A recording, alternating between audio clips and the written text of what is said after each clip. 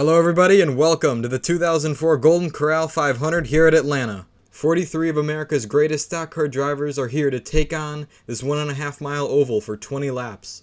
Without further ado, let's start the engines. Listen to these cars roar. All the drivers are ready as they roll off pit road. We're going to take a look at our starting lineup. On the pole is Rocket Man Ryan Newman in his Mobil 1 Altel Dodge for Penske Racing, and to his inside is the number 97 Irwin Tools Roush Racing Ford of Kurt Busch. Row 2 brings us Greg Biffle in the number 16 National Guard Ford and Jimmy Johnson for Hendrick Motorsports in the number 48 Lowe's Chevrolet. In row 3 we find Mark Martin in his Viagra Ford and Rusty Wallace in the number 2 Miller Lite Dodge for Penske Racing. Great qualifying effort for them. And then we have Jeff Gordon in the number 24 DuPont Chevrolet and Dale Earnhardt Jr. in the number 8 Budweiser Chevrolet for DEI. The next row brings us Tony Stewart in his Joe Gibbs number 20 Home Depot Chevrolet and Matt Kenseth in the number 17 DeWalt Ford for Roush Racing. The next row finds Elliott Sadler in the number 38 for Robert Yates Racing in his M&M's Ford Taurus and Casey Kane the rookie in the number 9 for Ray Evernham Motorsports. Then we have Kevin Harvick in the number 29 Snap-on Chevrolet, and our points leader, Sterling Marlin, in the number 40 Coors Dodge for Chip Ganassi Racing. In row 8, we have the number 18 Welburton Chevrolet of Bobby Labonte. Next to him is the number 88 UPS Robert Yates Racing for an entry of Dale Jarrett. In row 9, we find Brian Vickers in his Ditech Chevrolet for Hendrick Motorsports and Jeremy Mayfield in the Ray Evernham Dodge, sponsored by Mountain Dew. Row 10 has Terry Labonte in his number 5 Kellogg's Hendrick Chevrolet and Brendan Gaughan, the third Penske car, sponsored by Kodak. And then we have Scott Wimmer in the number 22 for Bill Davis Racing and Kyle Busch in the CarQuest number 84 for Hendrick Motorsports, their 5th entry for this race, his first of the season. Then we have Ricky Rudd in the 21 for the Wood Brothers Racing, brought to you by Air Force, and Jeff Burton in his number 99 Hot Wheels Ford for Roush Racing. Row 13 brings us Joe Nemechek in his number 01 Army Times Magazine Chevrolet for MB2 Motorsports and Kyle Petty in his Richard Penny Enterprises number 45. The next row brings us Ken Schrader in his number 49 BAM Racing Schwann's Dodge and Jamie McMurray in his number 42 Haviland Dodge for Chip Ganassi Racing. Then we find Ward Burton in the Haas Net Zero High Speed Chevrolet and Michael Waltrip in his number 15 Napa Chevrolet for Dale Earnhardt Incorporated. Then we have Robbie Gordon in the Singular Wireless number 31 for RCR and Casey Mears in the number 41 Target Dodge for Chip Ganassi Racing.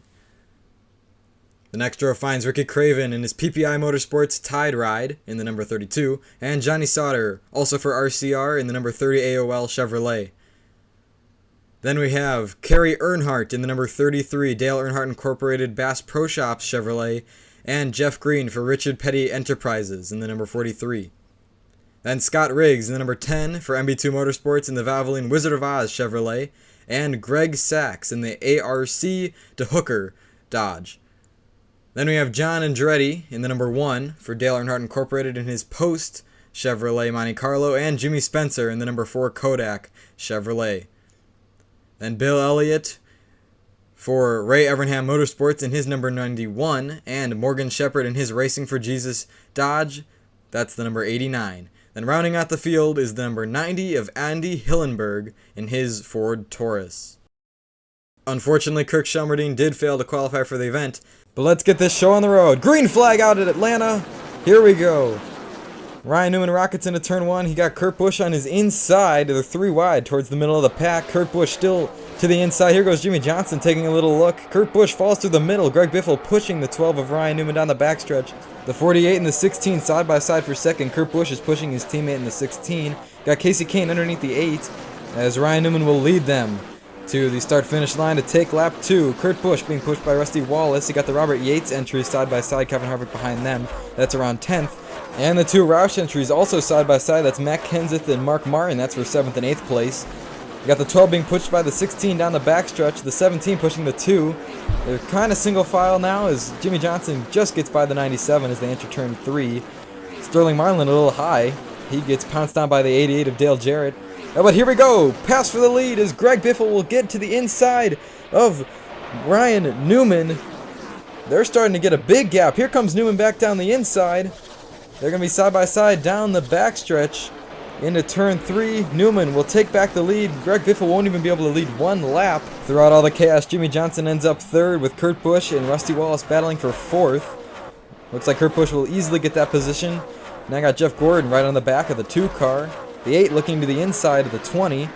As now the 16 hounding the rear bumper of the 12. Down the backstretch they go. As all the drivers set up for 3, we can see that the 17 has gotten around the 6. The leader's already catching some lap traffic. You got the 90 and the 13 of Greg Sachs. They're going to have to go under them, maneuver them already on lap 4 out of 20. And early trouble for the points leader. Sterling Marlin is losing positions like crazy. It looked like he wanted to get down to pit road, but there were cars underneath him.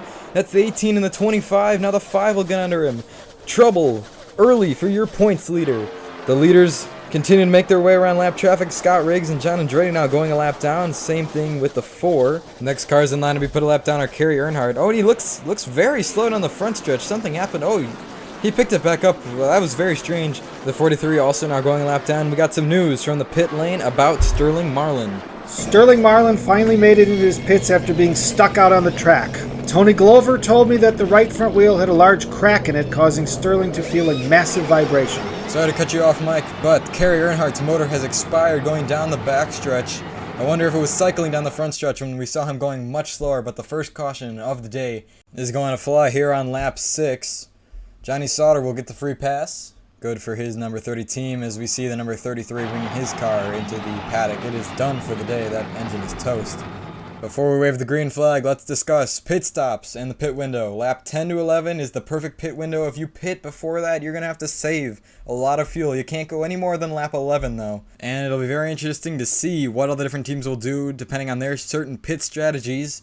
Or will a caution fly for the first pit stops of the 2004 season? Every other pit stop so far has been under green flag conditions. What will happen as we get back underway on lap 7? The 20 right to the back bumper. The 9 he's actually going to make a move. The 20 underneath the 9 of Casey Kane. He was the only one to get enough momentum to get by the car in front of them on the restart. Everyone else stays single file. We got a pass for 3rd down the backstretch. The 97 of Kurt Busch. Huge run into turn 3 out of 4. A clean pass around the 48 of Jimmy Johnson. Now we got the 2 looking at the 48 himself. Everybody stays single file except the 38 who's being pitched on the outside by a lap car. As the field rockets into turn 2. Got the 20 underneath the 6 now. Tony Stewart is making gains now that the field is bunched up due to the restart. And Jimmy Johnson now losing another position. Rusty Wallace gets a huge run down the backstretch. He gets right to the back bumper of the 97 as Tony Stewart also completes his pass on Mark Martin. He now gets the position. He's going to go after Mark's teammate of Matt Kenseth next. Bit of a gap between the leaders. And it's staying very stable through 1 and 2 as Jimmy Johnson is getting under the 2 car. He takes that position back and now the 24 is looking underneath Rusty Wallace. Not much there. Rusty Wallace gets back around the 24, but the 48 takes back his position around Rusty Wallace. Full field flyby down the backstretch. Ryan Newman is caught back up to the end of the field already. He's got a very fast Dodge underneath him. And Jimmy Johnson takes just a bit of a peek underneath Kurt Busch going into 1. Not much there though. As Kurt will keep the position, Ryan Newman down the backstretch. He puts the car who got the free pass during the first caution a lap down again. That's Johnny Sauter. Now he's under the 32 and the 0 of Ward Burton. Next up is Ken Schrader in the 49. Then we've got a huge crash. Matt Kenseth into the wall. He slides back down the track into Tony Stewart and rips up the front of the 20 car. That thing's not going far. As the Home Depot machine of Tony Stewart rests, the caution is out for the second time. Ken Schrader will get the free pass, but huge incident on the front stretch here at Atlanta. Matt Kenseth rests in the infield grass. It looks like he just got out of shape, or maybe there was a tire down. We'll have to take a look at the incident again, but it's really unfortunate for Tony Stewart, who was making a bunch of passes after the restart. And here we'll be able to see the incident again. Oh, Matt Kenseth, yeah, he just got so loose, rolled down the track into the 20. There was nothing Tony Stewart could have done. I wonder if Kenseth clipped the apron or something happened. Like, that car just went sideways on him. Not typical for a driver of his caliber, but he ends up wrecked And he takes out a fellow competitor as we're going to go to the pits. Cars get down to pit road speed and we're going to send it down to Mike. Yes, John, here they come. The 16 is in his box first. 4 tires and fuel. A standard stop. Only adjustment is a half a round of wet. Wow, that was a fast stop. The 12 is now in his box. 4 tires and fuel like Biffle, but no adjustments for Newman. He likes his car. The 16 just barely beat out the 12. Yes, we have a lead change on pit road. This will surely shake up the rest of the race.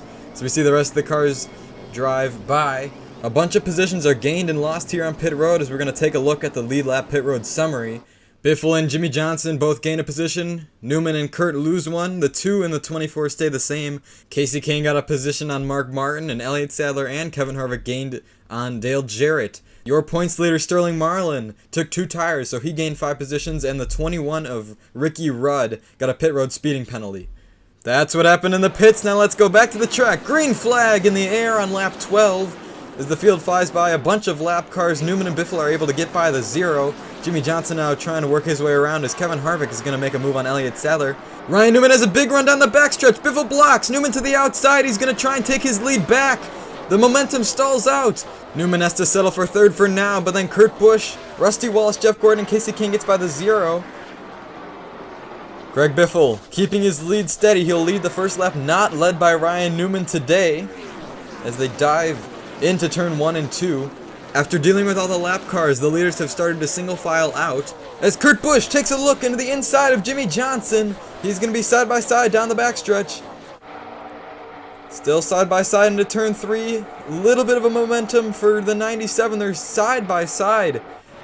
Stalemate between the 48 and the 97 as they cross the stripe. The 2 trying to look to give the 97 a bit of a bump, but they're still side by side as Greg Biffle continues to lead. And we got another pass. The 29 going around the 38, and here comes the 25 to the outside of the 38. They're going to be side by side on the backstretch, but the 38 prevails with a good run out of turn 2. As the 97 finally completes the pass on the 48, he will get the position. Sterling Marlin on those worn tires falling pretty far back. Now Terry Labonte with a huge run to his outside. He will lose another position. Here goes Ryan Newman trying to make his move into turn 2 and onto the backstretch. Both drivers get an equally good run. Newman has a little bit of an advantage though. His car has been faster than Biffle's all day as Newman gains half a car length going into 3. This time Newman keeps his momentum into turn 3. He's going to stay side by side with the 16 onto the tri-oval. Newman has the run he needs to take the lead away from Greg Biffle. Newman back to the lead. He'll cross the stripe for lap 16 just in time to get around Ken Schrader.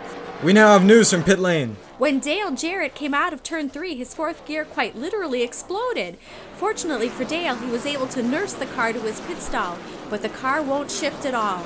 It seems his day is likely over. Yeah, that's very unfortunate for the 88 crew. They were running inside the top 15. They were looking for a good day, and unfortunately they're not going to get it. We see your points leader now losing more spots. Those used tires when he took 2 under the pit stop failing. And now we got another pass down the front stretch. Casey Kane will rocket around the 24. Easily get that position into turn 2. And down the backstretch, the leaders will continue to pass lap traffic, putting Ricky Rudd and Robbie Gordon a lap down. And a couple other cars 2 laps down, as well as Casey Mears still go 1 down as well. Here goes Bill Elliott in the 91. And we got another, oh my, they make contact. The 48 and the 97, they make contact.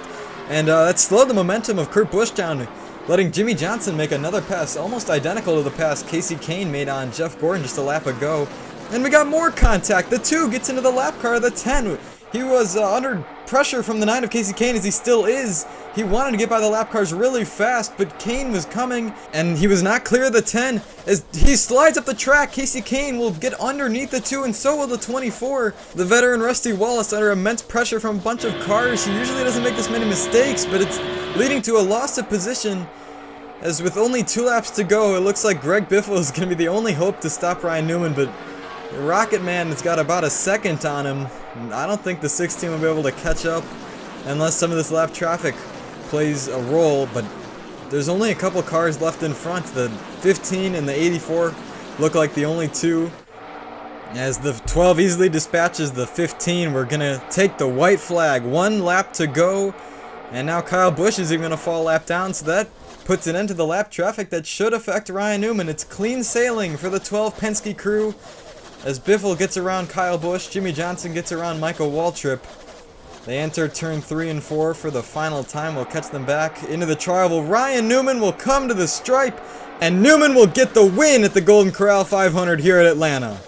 Greg Biffle, Jimmy Johnson, second and third, Kurt Busch, Casey Kane, Jeff Gordon, Rusty Wallace, Mark Martin, Dale Earnhardt Jr., and Kevin Harvick will round out the top 10. And congratulations to Roger Penske and Ryan Newman for getting the win.